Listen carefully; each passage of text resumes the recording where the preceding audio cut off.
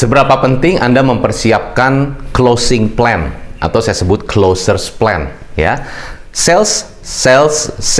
Biasanya perusahaan-perusahaan tuh maunya sales gitu kan. Peningkatan revenue, peningkatan omset, peningkatan terus jumlah customer lebih banyak, customer closing. Nah, banyak perusahaan yang pengen closingnya lebih banyak, ya. Tapi pertanyaannya berapa banyak dari orang-orang sales yang benar-benar memperhatikan atau benar-benar memfokuskan kepada closers plan. Bukan sales plan, saya sebutnya closers plan. Karena tujuannya adalah bukan cuma sales, bukan cuma selling, tapi closing. Jadi saya sebutnya closers plan. Ya, as a closers, you need to have a plan. Ya. So, bagi Anda yang baru pertama kali nonton channel saya, Anda bisa nonton dulu, jangan lupa komen di bawah, dan jangan lupa tekan tombol subscribe, dan juga share ke teman-teman Anda. Karena saya percaya sharing is caring, right? Sebagai seorang sales, biasanya kita sebutnya sales, tapi saya sebutnya closers, ya. Closers adalah kita memastikan we are not selling. Basically, we just give the information, we find out apa yang menjadi kebutuhan, siapa orangnya. Kalau kita tahu orangnya, kalau kita tahu profilnya, lebih mudah untuk kita bisa closing.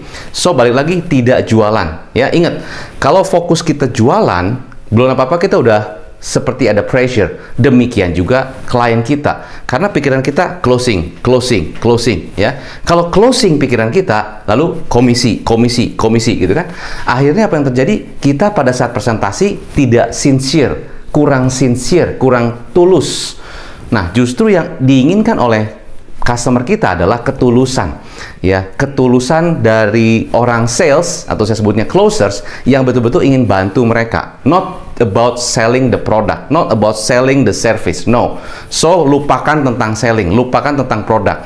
Banyak bisnis bilang, atau banyak manajernya bilang gini, atau ownernya bahkan bilang gini, kamu harus ngerti product knowledge, kamu harus ngerti product knowledge.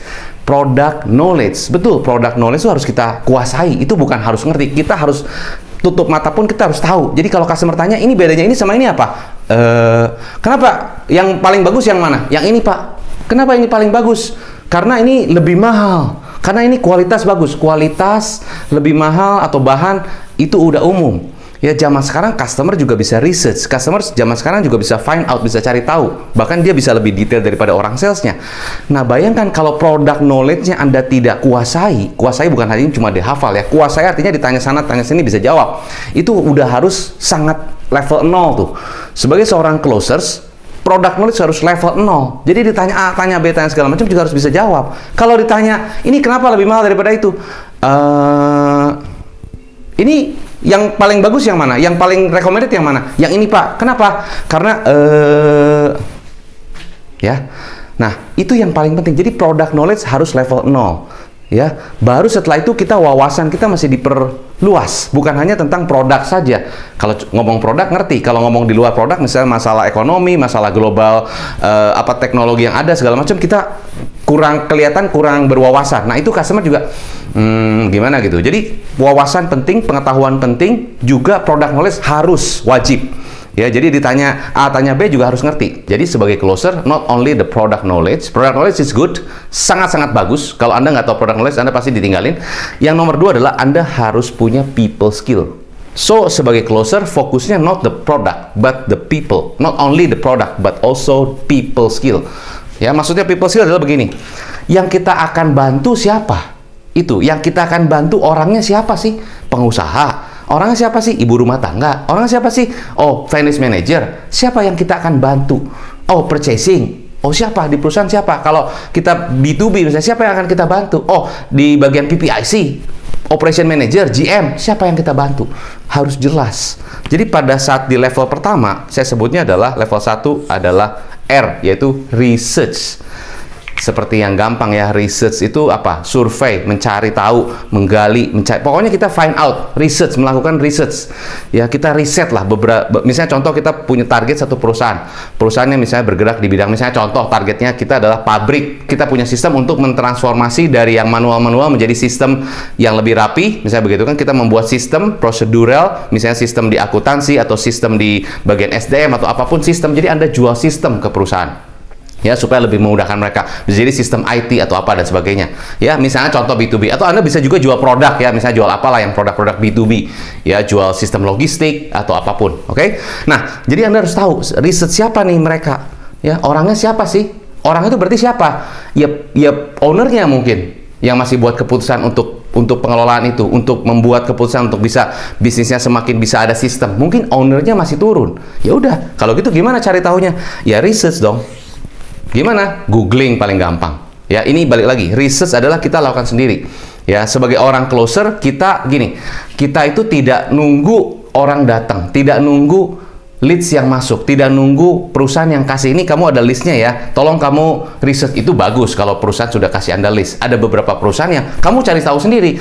Nah, ini saya lakukan research adalah saya bukan hanya dapat leads dari perusahaan, tapi saya bisa cari sendiri. Caranya ya tinggal googling, cari perusahaan apa, logistik, cari perusahaan logistik di daerah mana, kan banyak tuh langsung. Lalu begitu Anda lihat, oh ini begini, research dulu, oh perusahaan ini, lihat websitenya, kepoin lah, mungkin bahasa gaulnya adalah kepoin aja, oh ini websitenya begini, lalu Instagramnya seperti ini, dia ada artikel nggak, mungkin artikel ataupun ada blog atau apa, kita lihat LinkedIn-nya juga, oh lihat orang-orang di LinkedIn-nya siapa aja, oh di sini ada purchase manager, ada marketing manager, ada apa, kita lihat apa sih di LinkedIn itu, gimana perusahaannya, seperti apa sih, seberapa besar sih, kira-kira Anda bisa dapat gambaran dari perusahaan tersebut. Jadi yang pertama lakukan riset, cari informasi sebanyak mungkin, siapa orang-orangnya ada di sana, kalau bisa kita cari tahu websitenya seperti apa, kalau ada di YouTube-nya kita tonton, kalau ada Instagram-nya kita lihat, pokoknya kita lakukan research. Banyak closers yang udahlah pokoknya tahu perusahaannya ini, alamatnya ini, websitenya ini udah selesai. No, research itu betul-betul Anda lakukan research, seperti kita detektif. Ya, sebelum kita mau ketemu sama orangnya, kita cari tahu nih, kira-kira gimana ya perusahaan ini, apa sih, bergerak berapa lama perusahaannya, terus apa aja prestasi-prestasinya. Kalau bisa kita lakukan research. Ya, kalau memang kita perlu, baru kita telepon. Nah, itu tapi level 2. Level 1 kita research yang sangat-sangat detail. Kalau perlu Anda dibantu oleh tim Anda, boleh. Tapi lakukanlah research. Ya, ngomongnya gampang, Coach. Betul, ngomongnya memang gampang, tapi bukan hanya ngomong, benar-benar dilakukan. Itu yang akan buat Anda berhasil. Kenapa apa bedanya orang sukses sama orang yang gagal? Orang sukses itu melakukan planning, makanya dia bisa sukses. Orang gagal adalah ya jalan aja gitu aja, makanya tidak sukses. Jadi orang sukses melakukan planning untuk sukses. Kalau saya tanya Anda punya sukses plan nggak? Anda punya sukses plan nggak? Jangan-jangan saya nggak punya sukses plan. Anda punya jalan-jalan plan nggak? Punya jalan-jalan plan kan? Nanti mau ke Bali, nanti mau ke mana gitu kan? Anda punya jalan-jalan plan. Nanti bulan Desember mau jalan-jalan, Anda punya jalan-jalan plan. Kenapa sukses nggak dibikin plan? Setelah Anda lakukan research, ya, nah ada beberapa hal yang pasti setelah Anda baca, setelah Anda lihat, setelah Anda pelajari, oh company-nya seperti ini, oh perusahaannya begini-begini, bergeraknya di bidang begini, oh beberapa penghargaan sudah diterima, ya ada foto dengan ini, foto dengan ini, foto dengan ini, berarti dia sudah ada penghargaan, sudah ada achievement di perusahaan tersebut. Oh ini ownernya langsung foto sama menteri, ownernya foto sama presiden, misalnya begitu. Oh berarti ini perusahaan ini memang betul-betul mengejar sesuatu yang the best. Oh ada beberapa prestasi-prestasi, Anda tahu kan? Karena Anda sudah research. Nah, tentunya setelah Anda melakukan research, pasti Anda ada beberapa hal yang tidak tahu. Ada beberapa hal yang Anda pengen lebih tahu lagi. Makanya Anda lakukan first contact, bukan cold calling.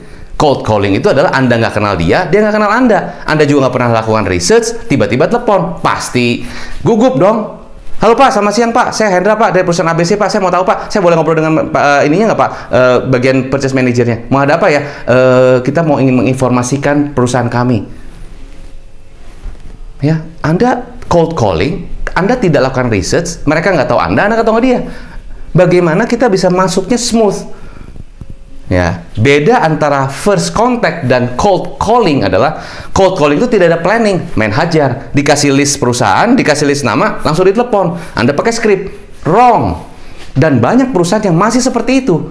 Selamat pagi Pak, saya Hendra Pak dari perusahaan ABC. Boleh kita menginformasikan Pak? Tutup. Selamat pagi Pak, saya dengan Hendra Pak, saya dari perusahaan ABC Pak. Boleh menginformasikan sesuatu Pak? Tutup. Because you do the cold calling. Not cold calling is a first contact. Kontak pertama kali. Atau mungkin first contact call, pertama kali kontak lewat telepon. Nah, karena kita sudah lakukan research, jadi pada saat kita telepon di sini mindsetnya adalah saya mau cari tahu, saya mau ngobrol sama orang yang saya sudah research, saya pengen tahu, ngobrol, saya mau melakukan survei. Jadi saya mau melakukan mencari tahu kan gitu. Jadi we're not selling, kita mau cari tahu. Bayangkan begini, seorang student ya, mungkin dia anak kuliahan atau apa, dia melakukan banyak research di perusahaan. Karena dia ada tesis, ada satu tugas yang dia harus presentasi ya di depan teman-temannya. Nah, berarti apa? Berarti Anda kan harus cari tahu sama orangnya, bener nggak Bu, ini tuh di perusahaan ini sudah begini, betul nggak Bu, di perusahaan ini sudah begini, kan Anda mesti telepon untuk cari tahu. Ya, bukan kayak kita mau jualan kan? Nah, sama di first contact adalah Anda telepon, selamat siang Ibu, saya dari perusahaan ABC, saya sudah melakukan beberapa research dari perusahaan Ibu. Boleh saya ngobrol dengan Ibu ini, atau boleh saya ngobrol dengan Papa ini? Saya sudah lihat karena di sini. Nah, kita pengen ngobrol aja. In case ada beberapa hal yang saya ingin berikan solusi buat perusahaan Ibu, mungkin ada benefit, mungkin kita bisa sampaikan. Is it okay? Lain. Karena you do the research first. When you talk to the first time, Anda punya mindset yang berbeda. Anda more confident, you have more understanding about this company kan. Jadi very smooth masuknya. Enggak, halo Pak, selamat pagi Pak, saya dari perusahaan ABC Pak, boleh menginformasikan sedikit Pak? Not like that. Because you do the research already, then when you call, you have the confidence. Ya, itu beda. When you have the confidence, orang terima juga lain. Wah, ini perusahaan yang ini, yang teleponnya orangnya sangat confident. Kayaknya saya punya keyakinan orang ini bisa bantu kami. Jadi dari nada Anda telepon aja, ingat, 70% of closing is not because of the penjelasan, it's not because of presentasi, it's because of your confidence, it's because of your are firm, you know what you are doing. Ya, begitu Anda ketemu dokter, Anda sudah yakin, baru dokternya belum kasih obat, dari ketemu aja, first impression aja, dari dia tanya aja, mungkin baru nanya sekali, pertanyaannya ataupun bahkan confidence-nya sudah membuat Anda sembuh. That's closing. Bukan dari, Bu, nih produk kita begini, Bu, perusahaan kita, di perusahaan ini kita keuntungan begini. The closing rate, ya, closing ataupun tingkat closing yang tinggi itu bukan diukur dari seberapa Anda jago presentasi. No. Seberapa Anda ngerti product knowledge. No. Tapi the way you say, the tone, dan the confidence. 70% closing because of your confidence. Maka kalau Anda nggak lakukan research, bagaimana bisa confident? Tahap kedua. Right? Tahap ketiga, ini yang saya sebut dengan negotiation and closing. Ada beberapa case, salesnya smooth sekali. Artinya, lakukan research, kontak pertama kali, presentasi, langsung deal. Saya bersyukur, ya Tuhan kasih anugerah, kasih berkat, kasih hikmat. Satu kali langsung ketemu dengan prospek, ya langsung deal di tahap ketiga. Ada beberapa yang mungkin tahap ketiga masih 1 kali, 2 kali, 3 kali, 4 kali follow up, baru bisa closing. It's okay, nggak masalah. Anda nggak salah. Bukan sesuatu yang wah gagal. No. Maybe di sini perlu negosiasi dengan banyak orang. Maybe di sini perlu negosiasi dengan banyak decision maker. Maybe di sini perlu ada diskusi lagi, perlu dan sebagainya. It's okay. Tapi intinya adalah when you do the first contact, itu confidence-nya sangat luar biasa sehingga mereka mau menjadwalkan untuk ketemu dengan para decision maker atau para leaders atau para BOD dan sebagainya. When you don't do this well, mungkin ini pun tidak terjadi.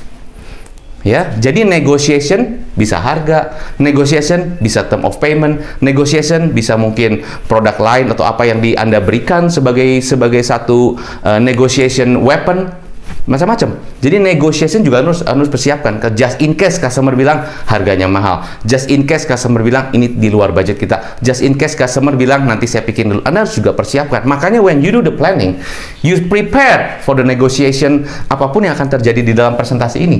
Dan waktu saat Anda presentasi, ingat, the way you present, ya, your appearance masih benar-benar sangat-sangat pede banget, sangat-sangat bagus, sangat-sangat keren. Jadi bukan hanya packaging yang keren, tapi ininya juga harus keren, mindsetnya juga harus keren. Anda harus prepare. Kalau Anda ketemu dengan prospek-prospek yang sudah siap untuk, ya istilahnya menembak Anda atau menghajar Anda dalam tanda kutip, jangan sampai Anda ditembak 2, tembak 3, tembak 4, goyang. Ya bagaimana bisa closing? Ya, jadi basically saya kasih kesimpulan buat Anda. So, ini adalah hal yang saya bantu klien-klien saya. Bagaimana you are prepared for the closing. Ya, zaman sekarang customer sangat-sangat lebih picky, sangat lebih pinter, sangat-sangat selektif. Mereka juga smart. Kalau mereka tidak merasa mereka adalah cocok dengan Anda, mereka akan banyak cari yang lain. Karena banyak orang-orang lain, banyak kompetitor, banyak supplier-supplier lain juga ataupun vendor-vendor lain yang juga presentasi kepada mereka. Ya, jadi jangan sampai you are wasting waktu, buang energi, buang tenaga, nembak ya, terus-terusan nembak atau presentasi, tapi nggak pernah closing. Ya, kalau pakai angka misalnya, Anda nembak misalnya ada 30 kali dalam sebulan, tapi yang closing 1 misalnya. Ya, berarti 29 kan kebuang. Waktu, energi, waktu yang paling mahal. Karena nggak balik lagi. Dan kalau kita lihat di laporan keuangan, ya, bulan itu pasti jelek banget penjualannya karena cuma 1. Ya, dan Anda misalnya punya 5 orang sales. 5 orang sales, misalnya satu sales 31, ada yang 30 nol. Bahkan ada yang mungkin rajin banget 60, tapi yang closing nol. Berarti bukan masalah rajinnya zaman sekarang. Rajin bagus. Ya, dibanding yang malas ya mending yang rajin. Artinya dia lapar. Ya, tapi kalau nggak ada skillnya, sayang-sayang peluru kebuang. Nembak nggak kena gitu kan, sayang peluru kebuang. Dan beli peluru kan mahal. Artinya beli waktu. Ya, beli kita ketemu orang kan itu kan mahal waktunya. Jangan sampai Anda terbuang ya waktu, energi, dan hasilnya nggak maksimal. Ya, so ini adalah kesimpulan buat Anda. When you want to do closing, ya, you need to have a plan. Ini saya kasih Anda plan yang sangat-sangat mudah. Research, first contact lakukan dengan baik, negotiation and closing. Anda bisa nonton video-video saya tentang bagaimana cara closing, bagaimana cara melakukan FCC atau first contact call. Silakan Anda cek di video-video saya di channel ini. Oke? So, bagi Anda yang merasa saya harus lebih tajam lagi closing, harus lebih tinggi lagi tingkat conversion rate, Anda bisa hubungi tim saya ya, dan kita akan aturkan pertemuan untuk bisa bantu Anda dengan lebih maksimal lagi. Macam-macam program saya, tapi Anda bisa kontak tim saya untuk bisa Anda tahu apa saja yang bisa kita bantu untuk Anda bisa closing lebih banyak dan Anda bisa mendapatkan keuntungan, profit, revenue lebih baik lagi. So, sukses selalu buat Anda. Salam closing.